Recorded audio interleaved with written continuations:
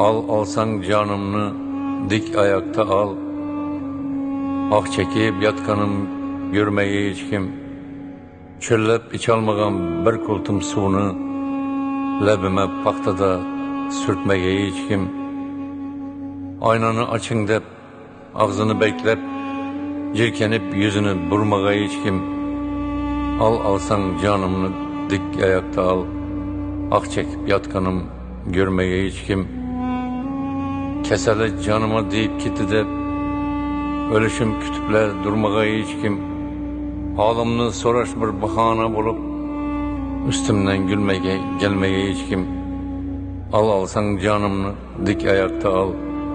Ah çekip yatkanım görmeye hiç kim.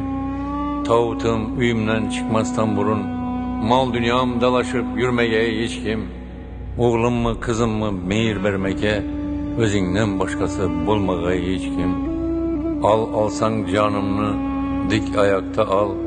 Ah çekip yatkanım görmeye hiç kim.